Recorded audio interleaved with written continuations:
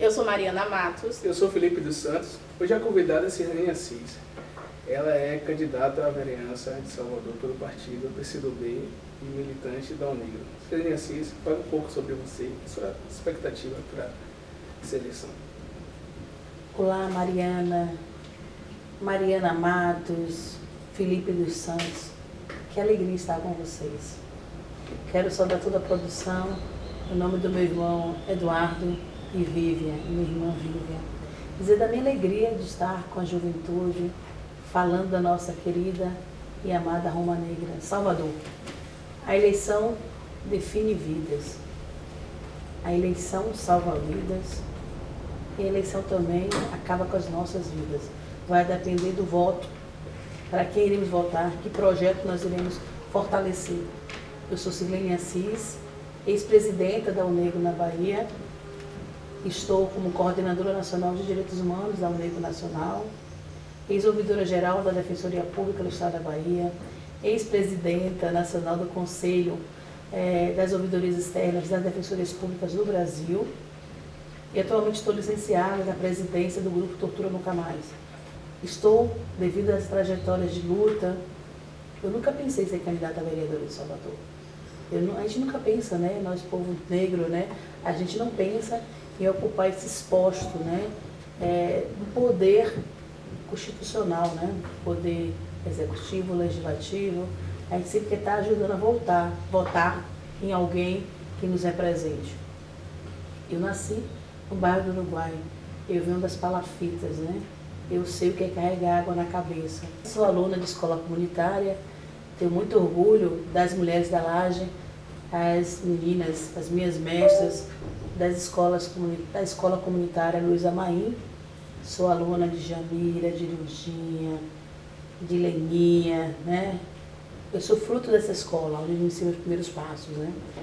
Então, aquele acolhimento que eu tinha na escola comunitária era o medo de ir para a escola pública, né? Que era outra metodologia também de ensino. Foi na Luiza Maim que eu me reconheci como uma criança negra. Foi na Luiza Maim que eu aprendi que tem racismo na sociedade e que a minha morada também passava também o racismo, né, social, estrutural. E fazer a campanha também contra a gravidez na adolescência, essa gravidez precoce, lugar de adolescente na escola. A gente pode ter uma vida sexual, mas desde que ela seja com responsabilidade. Então, utilizar a camisinha também você garantir os direitos sexuais do adolescente, mas também se prevenir, porque o adolescente também está estudando. E aí eu me envolvo na questão da infância, né? Da defesa do ECA, Estatuto da Criança e Adolescente. Naquele momento havia também uma legislação no Congresso Nacional pela redução da maioridade penal. E a gente faz o plebiscito nacionalmente contra a redução da maioridade penal. E eu decidi ser professora, para poder ensinar os meus colegas, as crianças da localidade, a ler e escrever. Porque havia um grande... nós não tínhamos creche, nós não tínhamos escolas para atender toda a comunidade, né? E a gente precisa sair do bairro para poder estudar em outro bairro. Aos 14 anos eu vou morar em Paripe. Paripe é um bairro do subúrbio ferroviário, que significa uma palavra é uma palavra indígena, os tupinambás, significa cercado para pegar peixe. Eu cresci minha adolescência, minha juventude no subúrbio ferroviário. Eu saí da Maré, vou morar no Morro de Paripe. Meu pai vai implantar uma escola comunitária em 97, mas eu lidou com a lama. Eu saí da Maré, mas aí quando chove, era aquela lama toda.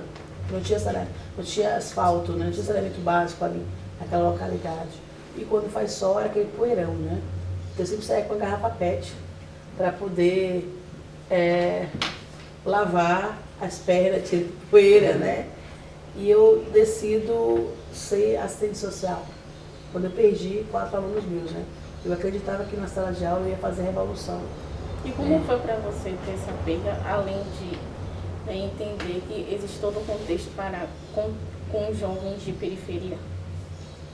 Primeiro que você, quando é jovem, eu sou uma jovem de coração, né? Que eu tenho 41 anos, né? Mas na verdade, depois de 16, 14, 13, a gente acredita que vai mudar o mundo. A minha geração foi uma geração de luta e de esperança. E eu acreditava que em sala de aula, os meus alunos estariam protegidos e que eles iam mudar o mundo. Os alunos melhoraram os níveis de aprendizado, de aprovação, foi uma loucura, né? E eu acreditava que eles estavam protegidos. Quando meu aluno morre, eu falei assim, poxa, morre não, ele foi assassinado. Aonde foi que eu errei? Por que eu deixei de ensinar? Sem fazer formação. Não era só o conteúdo didático, programático, não era só o currículo educacional, mas também era a cidadania. A gente jogava futebol, mesmo sem saber que era futebol, aprendi com eles. Eu fazia capoeira, aí fazia maculelê. Eu era professora multi, a gente dividia, tinha os acordos, né? E quando eles foram embora, eu me senti como se parte de mim estivesse... E foi também, né? Você perde aquela inocência, aquela coisa que são você. Aí eu compreendi que existe um processo coletivo.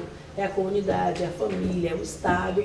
Você vai aprendendo, você sai daquela responsabilidade individual e passa a entender as relações muito mais amplas, né? E eu decido fazer serviço social para lutar por políticas públicas de qualidade, né? Com essa caminhada extensa e contínua, você também foi ouvidora geral do Estado, né? Então fale qual a sua experiência em relação a... Até os seus alunos votam, qual a funcionalidade da ouvidoria geral em relação a isso? Eu entro na defensoria, na ouvidoria, devido à nossa atuação enquanto presidenta da Alnegro, Bahia. Eu assumo a Alnegro em 2014, me filiei ao Alnegro em 2006. Numa eleição, deputada Olívia Santana. Após a eleição, fui quando eu concorri a deputada federal. Primeira vez que eu concorri a deputada federal. Foi em 2006, né? E após a gente conseguiu ter quase 40 mil votos naquela época, mas a gente não conseguiu eleger a deputada federal. Tivemos um cozido almoço, né, para agradecer os apoios, né, da comunidade. E neste apoio eu me filiei ao Negro, que precisava ir além da minha comunidade. Então o Negro também foi uma instituição. Ao Negro me deu recompasso. A Luz Marinha é o meu nascedor. A escola comunitária medianeira foi quando eu fui lecionar como professora de escola comunitária, né? Lecionei por 8 anos na escola comunitária. Eu fui aluna de escola comunitária, eu lecionei 8 anos em escola comunitária, tanto para jovens e adultos como para criança, né? Ela me deu também os primeiros passos como profissional, da minha carreira profissional, na área social, né? Toda a minha profissão eu escolhi em prol da minha comunidade, em prol de lutar por justiça. Eu precisava me qualificar, não poderia só militar, só denunciar, mas eu precisava buscar caminhos para resolver o problema da minha comunidade. Ao Negro, eu fui secretária de juventude, eu fui conselheira de juventude. A partir da Negro, eu entrei na especialização em gestão pública, gênero e raça, na UFBA, no NEIM. Então eu militava e estudava. Então o estudo nunca deixou de estar em minha vida, né? Sempre em paralelo, a militância e o estudo. E na Negro eu tive uma visibilidade. Visibilidade foi esse grupo de mulheres negras que me convidaram. Olha, tem isso na ouvidoria e é importante que você venha ceder Vilma Reis. A Vilma Reis fez um trabalho maravilhoso na Defensoria Pública e a gente não pode perder. A gente não pode deixar que a ouvidoria vá para outras mãos, que não tem esse viés de amplitude da luta do nosso povo. Então foi a última semana de inscrição. Eu entrei com todo medo. Falei assim, olha, se eu não aceitar, eu vou para a geladeira. É isso no momento? Das minhas tarefas, né? Sim. Porque eu entendo que tudo que eu fiz foi tarefas. Não foi nada por conta própria, eu quero ser isso, quero ser aquilo. Na verdade, não.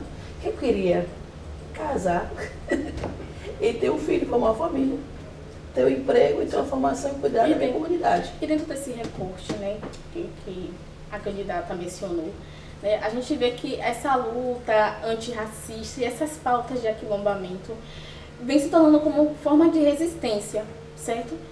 E com o feminismo, o direito das mulheres, da moradia digna mesmo, são, de uma certa forma, prioridade em sua caminhada.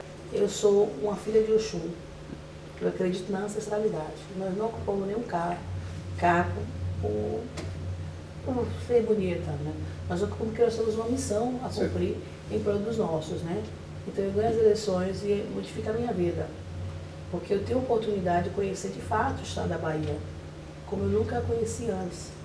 Eu andei em mais de 200 cidades, algumas eu fui mais de 3, 4, 5 vezes, vai depender da demanda, e nós atuamos desde o direito à moradia, nós criamos o GT, Direito à Cidade a partir de uma política antirracista e equidade de gênero.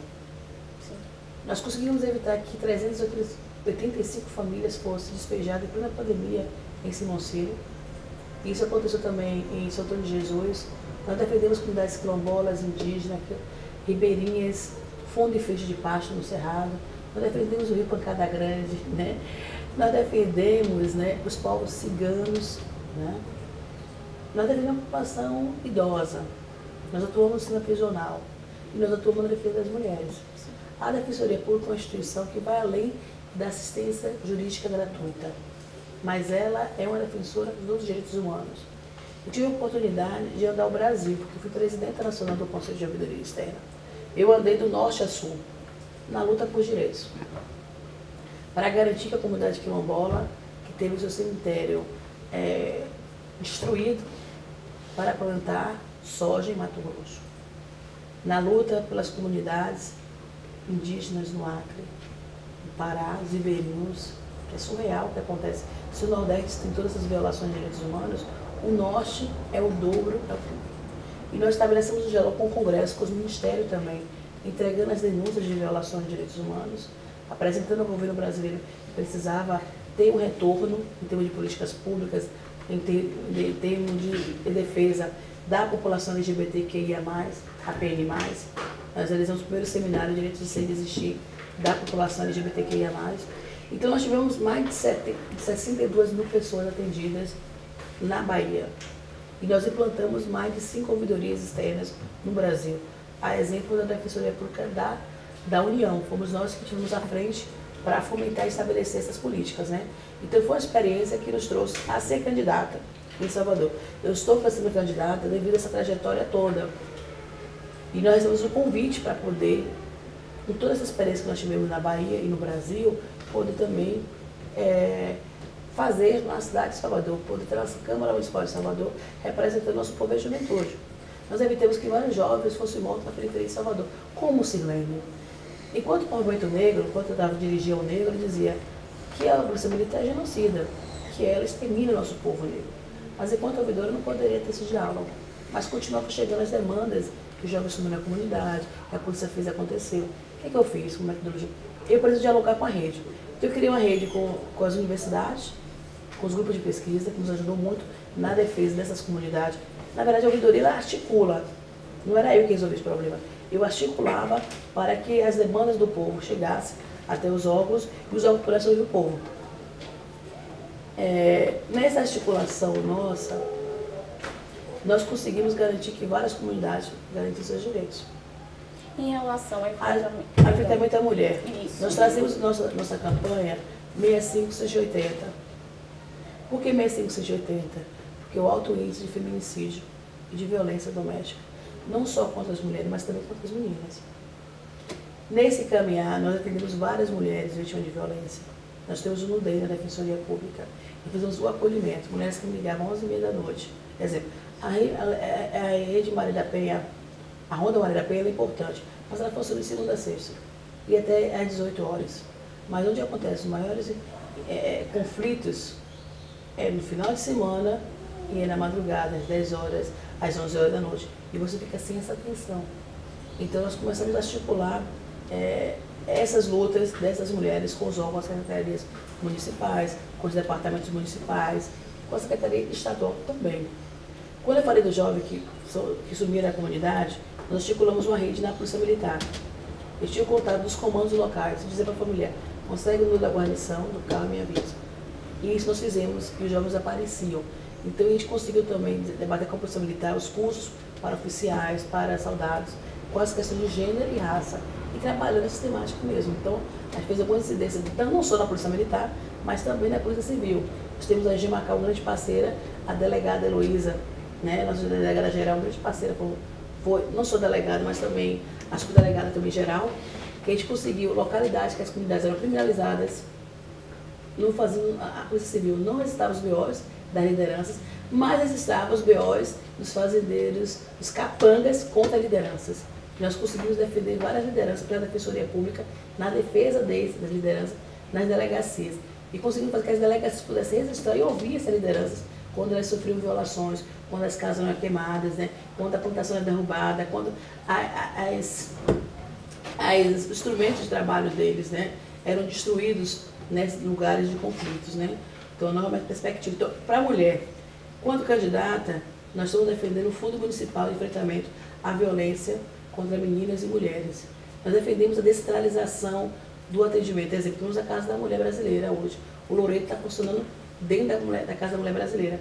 Mas a violência acontece nos territórios. É preciso descentralizar esse atendimento para atender essas mulheres. E é preciso ter recurso para que ela possa ter um local para ficar com segurança, para que ela possa entrar no mercado de trabalho. Enquanto ela não tem o recurso dela, ela consiga o município manter uma bolsa para que ela possa se manter. Que muitas vezes as mulheres são violência doméstica, mas volta para casa e convive com a voz dela porque ela não tem como se manter. Que é uma dependência econômica também, né? E tem uma equipe muito disciplinar, porque a mulher que sofre violência, ela está adoecida. E a família também adoece com ela. Quem é que cuida dessas crianças que a mãe são violentadas, que também adoecem, né? Então, enquanto a mulher, que sou uma mulher feminista, eu abraço a perspectiva do feminismo, da emancipação e do feminismo negro, né? Da interseccionalidade, né? Que às vezes não tem só um demarcador social, mas tem vários demarcadores sociais no corpo daquela mulher. Sirlene, a cidade vem ocupando, segundo os dados do mapa de desigualdade de Salvador, um dos piores índices de pobreza, desnutrição e homicídio juvenis, como você vem dizendo.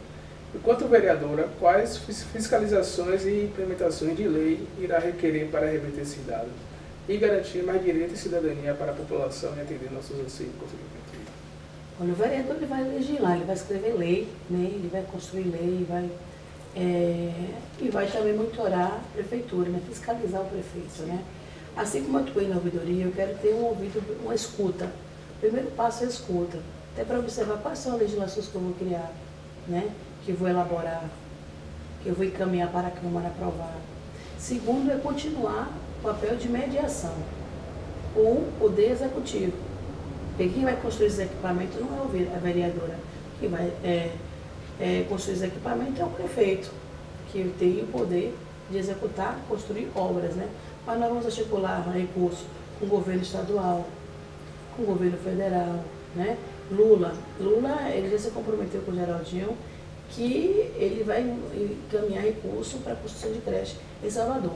A Dilma enviou recurso para Salvador, a construção de creche, mas o prefeito na época, Sérgio Neto, não efetivou, devolveu o recurso. Imagine que absurdo, né? Então, acho que a captação também de recursos, ajudar o município também nessa captação de recursos, né? E estabelecer quem seja o gestor na época, se for o Kleber, quem esteja na Prefeitura de Salvador, apresentar esse processo de lei. O que eu quero muito investir no esporte? O esporte salva a vida. A capoeira, o atual prefeito, Bruno Reis, ele vetou o projeto de lei Modo Catendê, que é a capoeira nas escolas. A capoeira nas escolas, gente, é mais um instrumento de formação, de disciplina, de cultura, de lazer também para as nossas crianças, né? Então é importante que o prefeito sancione essa lei, que ele implemente a lei, que investir no esporte é investir na vida dessa juventude, é ter quadras poliesportivas. As quadras hoje estão de uma forma degradante, muitas dessas quadras, sem iluminação, sem estrutura. E quando o jovem ou a criança que está praticando esporte, ele está salvo. E dentro dessas questões de fiscalizações de leis, né, e fiscalização mesmo da questão da posição do prefeito e dentre outros, Salvador tem um dos transportes públicos mais caros do Brasil, né, e apresenta uma frota de ônibus que costumam atrasar e de péssima qualidade, né. Os poucos ônibus com ar-condicionado, ele vem apresentando pingueiras, infiltrações, sujidades. E enquanto vereadora, né, vindo essa situação de irregularidade, quais os projetos e ações que o mandato propõe? Eu sou sempre a mulher dos diálogos. Independente de qual seja o partido político que esteja na prefeitura, o vereador tem que estabelecer um diálogo com o gestor. Assim como eu fiz em outros municípios da Bahia, para garantir os direitos das populações, eu vou fazer aqui também. Primeiro que eu defendo, eu estaria fazendo para estudante, para pessoas que estão desempregadas. E aí você tem um CAD único, né? Que tem como a prefeitura ter esse controle, né? Então as pessoas que estão no CAD único e não estão empregadas, ela tem direito de tarifa única zero, poder transitar na cidade com esse direito. Outra questão, acho que é estabelecer um diálogo com o prefeito. Se o prefeito não escutar, entra no Ministério Público, tem que ter um TAC aí. Prefeitura de Salvador, como é que você diminui as redes, né? as linhas de ônibus, foram mais de 700 linhas retiradas. Isso tem um impacto, e isso impacta na saúde também da população, que você leva muito mais tempo, né, no transporte, pegando o transporte, saltando, pegando o metrô, poder pegar o transporte. Esse sistema de pula-pula. Se pula-pula, isso estressa, às vezes você leva 2 horas para ir e depois retornar para cá, são 4 horas perdidas. Isso vai interferir na qualidade de vida da população. Então eu acho que tem que chamar os poderes públicos, até a justiça mesmo, para poder enquadrar a Prefeitura de Salvador. Primeiro é o diálogo. Se o diálogo não vir, é a justiça. Não pode em Salvador isso é dessa forma. A mobilidade urbana é vida, gente, é dignidade.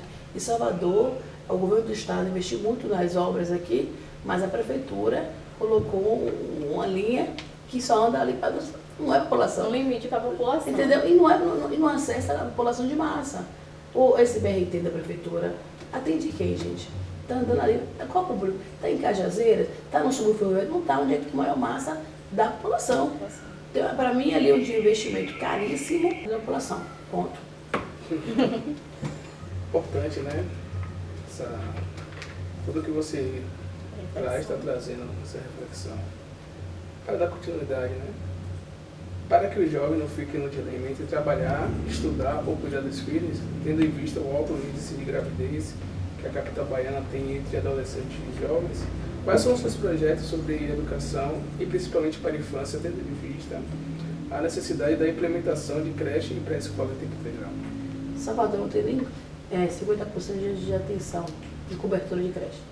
Não chega nem a 50%, gente. Tem apenas, os últimos dados, é quase 3% da rede atendida. Tem uma grande lacuna, né? Então eu defendo a ampliação da rede de creches públicas. Quando nós temos creches, nós investimos na primeira infância, que é de 0 a 3 anos. E investir na primeira infância é cuidar das nossas mulheres. E quando as mulheres deixam seus filhos e filhas na creche, ela tem condição de entrar no mercado de trabalho, de ir para o mercado, de trabalhar e voltar e pegar seu filho. Então, creche é também uma luta feminista. É uma luta de emancipação das mulheres e sua autonomia. E, ao mesmo tempo, você cuida da primeira infância e você coloca em prática o Estatuto da Criança e do Adolescente, que é a obrigação do Estado, cuidar, né? Zelar. E investir em escola de ensino integral. O governo federal não tem essa bolsa para o estudante. Eu acho que o município tem que criar uma bolsa de incentivo à permanência do estudante na escola. E se tem creche, essa menina que engravidou na adolescência, ela tem como ir para a escola e deixar seu filho na creche também. Observou? Investir em curso profissionalizante e no primeiro emprego. A gente precisa de falar, tá muito jovem para começar a trabalhar. Cada experiência. São tantas exigências que você acaba fechando as portas para a juventude. Então é preciso investir no primeiro emprego, ampliar a rede. Salvador é uma cidade de serviço e turismo, mas a gente precisa ampliar, trazer outros investidores para a cidade, outras perspectivas. Eu acho que o turismo comunitário, o subúrbio é lindo, a gente não explora o turismo do subúrbio. É preciso explorar o turismo em uma visão também sustentável, cuidando do meio ambiente, combatendo o racismo ambiental, fortalecendo o Parque São Bartolomeu, criando um parque de pitangas em Cajazeiras, né? Nós estamos cuidando nossas águas e nossas matas, porque o meio ambiente é vida. E quando o jovem tem possibilidade de estudo, tem incentivo para poder, então eu acho que o currículo nosso tem que ser um currículo antirracista. Você vem trazendo essa questão do Parque São Bartolomeu, a gente vai entrar nesse assunto muito importante, que é a questão do racismo ambiental, né?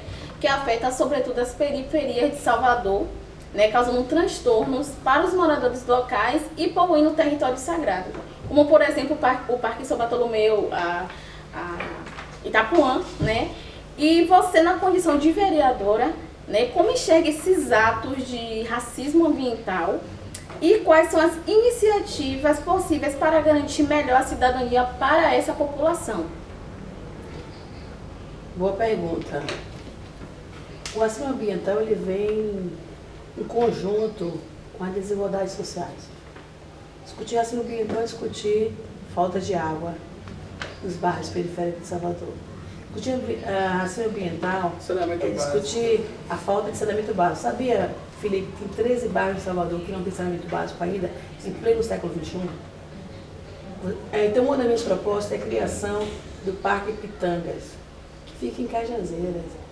Um rio lindo que a gente precisa proteger. Proteger a natureza é proteger as nossas vidas e a nossa existência. A revitalização do Parque São Bartolomeu foi completa. A despoluição daqueles rios, cachoeiras. Temos a cachoeira só de São Bartolomeu, que está despoluída, mas os demais são poluídos. Os lixos, os esgotos ainda continuam sendo despejados nessas águas. É também colocar que a gestão seja participativa, junto com a sociedade civil, não seja só o governo, só a Condé administra o Parque São Bartolomeu, mas que tenha o assento da sociedade civil. Discutir racismo ambiental é discutir o respeito às APAs, às áreas de prevenção ambiental. É combater a invasão e especulação imobiliária, como está no Parque Pituaçu. O Parque Pituaçu, a sua criação, o habitat dele é muito mais do que é hoje. Mas os prédios estão sendo invadindo o Parque Pituaçu, construindo os seus condomínios, né? E ao mesmo tempo degradando aquele espaço. É a defesa da Lagoa da Abaeté e das dunas. Urgente o governo do estado de retirar a elevação de esgoto construída à margem da Lagoa da Abaeté, que é uma luta. E a preservação, revitalizar, fazer que aqueles bares voltem a funcionar como antes, que tenha samba, que tenha festival, que tenha parque, que tenha iluminação. Quando a gente ilumina os espaços, fica mais habitado. Eu lembro que no tempo de quando eu era criança, eu ia muito para a Lagoa da Abaeté, né? E tem aquela questão toda dos contos, né? Cuidado, mamãe tá ali, à noite. Ao vivo você vai na Lagoa da Abaeté, hoje tá alagada ao léu. E o Abaeté, Itapuã, é um espaço que fomenta a cultura. Exatamente. Né? Em todo sentido, né? Na musicalidade. Exatamente, até porque é algo que é nosso. E é perceptível que tudo que é ligado ao nosso é marginalizado ou então deixado de lado. Porque a rentabilidade não vem pra gente. A rentabilidade não vem do povo para o povo. Né? Então, essa questão desse racismo ambiental vem muito mais além. Né? A poluição que vem ali do Parque São Bartolomeu, que chega ali na Lagoa da Paixão. Né? Sim. Então, é algo que é muito, muito além. Lembrando que esse racismo ambiental é um projeto, né? Um projeto tem todo esse processo de gentrificação. Quando a gente fala de Cajazeira tem várias nascentes, né? Tem uma nascente que percorre ali entre Pituaçu também, paralela, e sobressai em Jaguaribe. Entendeu? O Rio Jaguaribe ali, que foi desmatado, né? Que tinha um grande mangue em Salvador, entendeu? Sim. Então a gente entendeu o processo do mangue, que é uma vida, é o berço da vida marinha, e a gente matando aquilo dali, a cidade chora. As legislações ambientalistas no Brasil e na Bahia são muito frágeis. Sim. Mas já visto que isso aconteceu com o Rio Grande do Sul, né? O governador inventou vários códigos do plano, né, ambiental do Estado. E aqui não é diferente, né? Há toda uma especulação imobiliária, há todo favorecimento ao grande capital e você deixa de preservar a natureza. E esse racismo ambiental, que os grandes impactos ocorrem nas comunidades periféricas e negras, não é por acaso. Por exemplo, tem bairros em Salvador que não tem a coleta de lixo. Então você tem a coleta de lixo, né, todos os dias, tem um local para poder fazer despejo desse lixo é importante, o tratamento desse resíduo sólido, né? E aí você fortalecer o movimento de trabalhadores, catadores é importante. Tem o Cata Bahia, faz um trabalho importantíssimo, que vai gerar também renda. Você entendeu? Sim. E eu acho que fazer campanha, pode circular. E também fazer campanha para também conscientizar também a população, né? O horário de colocar o lixo, fazer o descarte seletivo, né? Utilizar a mão da juventude também nessa campanha para levar. E criar acho que ações que sejam mais duras para os capitais que poluem, que ocupam esses espaços. Quando você fala dessa conscientização dos bairros periféricos, eu lembro que eu já trabalhei com resíduos sólidos, essa comunidade periférica, eu falo sempre de reeducação, né? Porque educação a gente aprende ali com nossas mães, dentro de casa, a gente fala assim, ó, joga o lixo na lixeira, entendeu? Então a gente vê nesse processo de reeducação e trazer esses resíduos sólidos numa coleta seletiva para dar um processo de aquele ar, né, de limpeza assim nos bairros periféricos de Salvador. Eu acho que o combate ao racismo ambiental está na pauta do dia. Combater o racismo ambiental, você também combater desigualdades sociais. Está atrelado. E ao mesmo tempo você proteger o meio ambiente. E nós somos parte do meio ambiente. Né? E proteger os espaços sagrados das religiões de matriz africana. A religião africana não vive no meio ambiente. É algo interligado. Até porque cultuamos energia, cultuamos a natureza. Enfim. Sim, quais são os desafios e... Eita, fica emocionado. Não é questão de ser emocionado, né? É questão desse diálogo que é importante, né? Quando a gente fala de racismo ambiental, sobre juventude também, né? Que tem uma juventude avançada, trazendo essas referências para a juventude que está ali na continuidade, a juventude que está vindo também, que vai assistir, está assistindo esse videocast. Então a gente traz essa pergunta de extrema importância, que é quais o desafio e quais as suas indicações, enquanto vereadora, sobre a efetivação de políticas públicas para a juventude periférica dessa cidade. Acho que a juventude, no espaço, está na escola, gente. A gente não pode abrir mão da educação. Mandará dizer que a educação é um dos espaços, né, uma das armas mais poderosas para transformar o mundo. A menina que carregava água na cabeça se tornou ouvidora geral da Defensoria Pública, que discursou para o Brasil, que discursou no Senado, na Câmara Federal. Só foi possível porque eu estudei. Foi fácil? Não. Então eu defendo escolas de ensino integral, mas que seja uma escola que interaja com a realidade da juventude, que tenha aula de esporte, que tenha aula de dança, que tenha cursos de tecnologias também, para que eles possam também se preparar para o mercado de trabalho. E defendo o primeiro emprego, tem que ter oportunidade para a juventude, né? Agora eu preciso estudar. E paralelo a isso, sabe da nossa necessidade. É preciso ter bolsa, incentivo para a permanência desse jovem na escola, né? Porque muitas vezes a gente deixa a escola porque precisa o meu trabalho, eu estudo. Precisa ter né? essa rentabilidade e essa dignidade financeira. Isso, né? Então eu defendo emprego para a juventude, né? Renda na mão do jovem, né? Eu quero ver vocês sendo vereadores, prefeitos, governadores, juízes, promotores, desembargadores. Eu quero a juventude negra viva, mostrando a sua arte, a sua cultura, o seu esporte, sendo campeões aí das Olimpíadas, estando jogando futebol. Eu quero que a juventude tenha o direito de escolher o que ela quer ser. E aí, para isso, o nosso mandato tem a pegada, tem o comprometimento da efetivação do Estatuto da Juventude. Eu não vou criar bola, gente. Já tem muitas coisas construídas. A gente precisa efetivar. A gente precisa fazer com que esses direitos, as políticas públicas, é valorizar o grafite, o hip hop, entendeu? É valorizar essa cultura popular e descentralizar os recursos públicos, né? Tirar essa burocracia toda para acessar os recursos públicos, para que os grupos culturais de Salvador consigam acessar os seus editais, elaborar, ganhar, realizar atividades. Isso gera renda, é investir no turismo ético da cidade de Salvador, das periferias, das quebradas, mostrando a beleza, esse movimento aqui. E aí eu quero saudar a Cipó e a Juventude Negra e participação política. É importante que nós possamos fazer política, ou a gente faz política ou vai ter quem faça por nós. Quem vai fazer por nós não vai lutar pelos nossos direitos, somos nós, né? Somos nós. E aí precisa acreditar.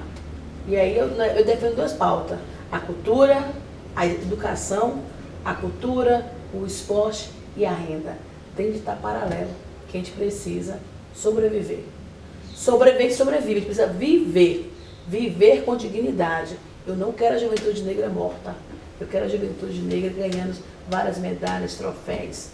Eu quero não só a juventude negra, mas toda a juventude. Eu me refiro à juventude negra porque nós somos a maioria, né? Mas toda a juventude. Eu quero a juventude, a quebrada, a favela. Eu não tenho vergonha. Eu sou da quebrada, eu sou do gueto, né? E a gente vai lutar pelo nosso território, para que o nosso território se torne um espaço digno de conviver, viver, né? E crescer e formar laços e famílias. caso queira ou não, né?